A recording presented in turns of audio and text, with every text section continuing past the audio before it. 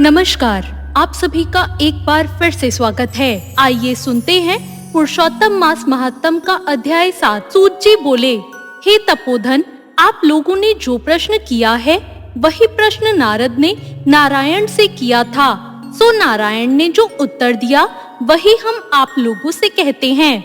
नारद जी बोले, विष्णु ने अधिक मास का अपार दुख निवेदन करके जब मौन धारण किया, तब हे बद्रीपते पुरुषोत्तम ने क्या किया, सो इस समय आप हमसे कहिए। श्री नारायण बोले, हे वत्स गोलोकनाथ, श्री कृष्ण ने विष्णु के प्रति जो कहा वह अत्यंत गुप्त है, परंतु भक्त, आस्तिक, सेवक, दंभ रहित अधिकारी पुरुष को कहना चाहिए, अतः मैं सब कहता हूँ। सुनो, यह आख्यान सत्कीर्ति, पुण्य, यश, सुपुत्र का दाता, राजा को वश में करने वाला है और दरिद्र को नाश करने वाला है, एवं बड़े पुण्यों से सुनने को मिलता है। जिस प्रकार इसको सुने उसी प्रकार अनन्य भक्ति से सुने हुए कर्मों को भी करना चाहिए। श्री पुरुषोत्तम बोले, हे विष्णु, आपने बड़ा अच्छा किया जो मलमास को यहाँ लेकर आए। आप इससे कीर्ति पाएंगे। आपने जिसका उद्धार स्वीकार किया है उसको हमने ही स्वीकार किया, ऐसा समझें। अतः इसको हम अपने समान सर्वोपरि करेंगे। गुणों से, कीर्ति के अनुभव से, षड्ऐश्वर्य से, पराक्रम से, भक्तों को वर देने से और जो भी मेरे गुण हैं उनमें मैं पुरुषोत्तम जैसे लोक में प्रसिद्ध हूँ, वैसे ही यह मलमास भी लोकों में पुरुषोत्तम करके प्रसिद्ध होगा। मेरे में जितने गुण हैं वे सब आज मैंने इसे दे दिए। पुरुषोत्तम जो मेरा नाम लोक तथा वेद में प्रसिद्ध है, वह भी आपकी प्रसन्नता का अर्थ आज मैंने इसे दे दिया। हे मधुसूदन, आज से मैं इस मास का स्वामी भी हुआ। इसके पुरुषोत्तम नाम से सब जगत पवित्र होगा। मेरी समानता पाकर यह अधिक मास सब मासों का राजा होगा। यह अधिमास जगत पूज्य एवं जगत से वंदना करवाने के योग्य होगा। इसकी पूजा और व्रत जो करेंगे उनके दुख और दारिद्र्य का नाश होगा। चैत्रादि सब मास सकाम है, इसको हमने निष्काम किया है। इसको हमने अपने समान समस्त प्राणियों को मोक्ष देने वाला बनाया है।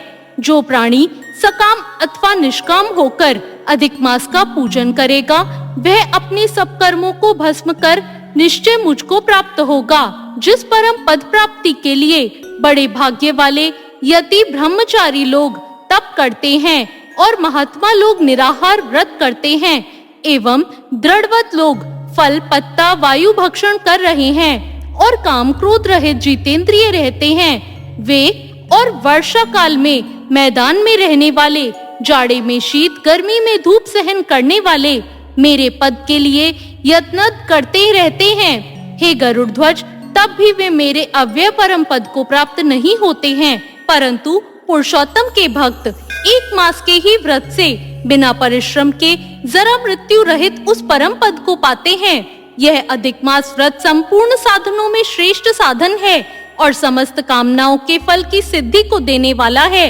अतः इस पुरुषोत्तम मास का व्रत सबको करना चाहिए।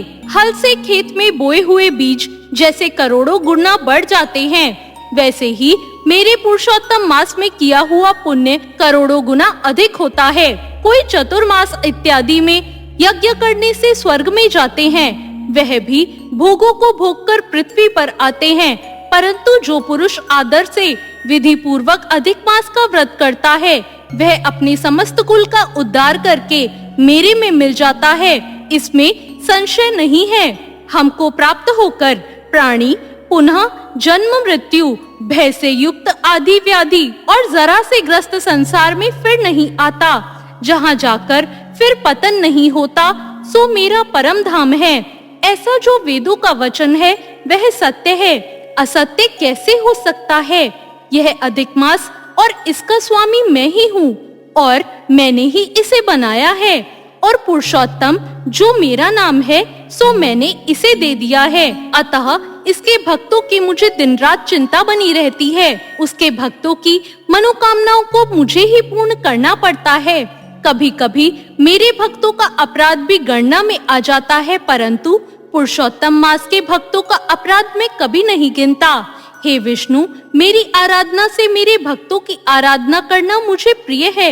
मेरे भक्तों की कामना पूर्ण करने के लिए मुझे कभी देर हो जाती है, किंतु मेरे मास के जो भक्त हैं, उनकी कामना पूर्ण करने में मुझे कभी विलंब नहीं होता। मेरे मास के जो भक्त हैं, वो मुझे अत्यंत प्रिय हैं। जो मनुष्य इस अधिक मास में जप तप दान नहीं करते, वे महामूर्ख हैं। और जो पुण्य कर्म रहित प्राणी स्नान भी नहीं करते एवं देवता तीर्थ द्विजों से द्वेष करते हैं, वे दुष्ट अभागी और दूसरे के भाग्य से जीवन चलाने वाले होते हैं।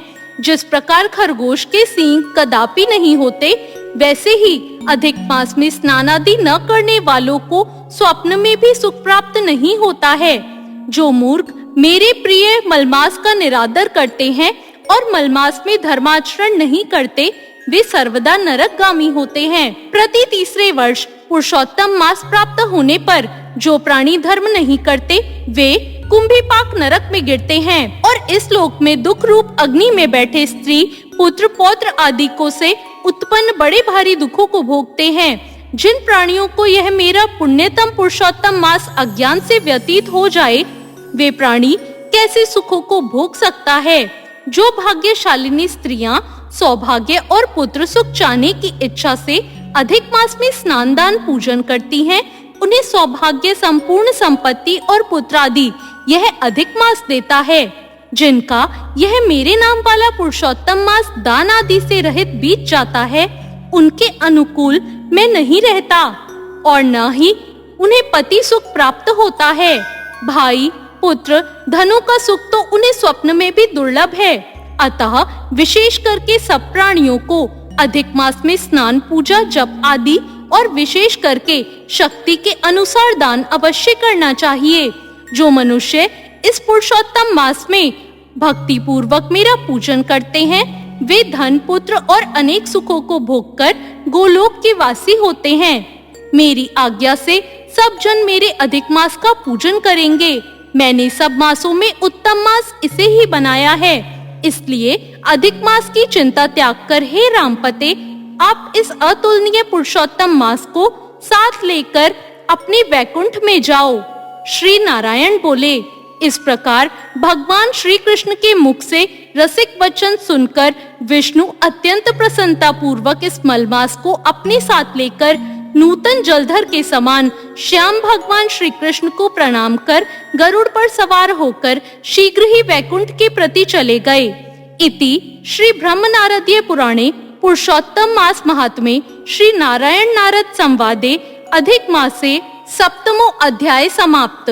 तो ये था 7वां अध्याय। आपको ये अध्याय कैसा लगा, कमेंट करके जरूर बताएं। चैनल को सब्सक्राइब करें, वीडियो को लाइक करें। धन्यवाद।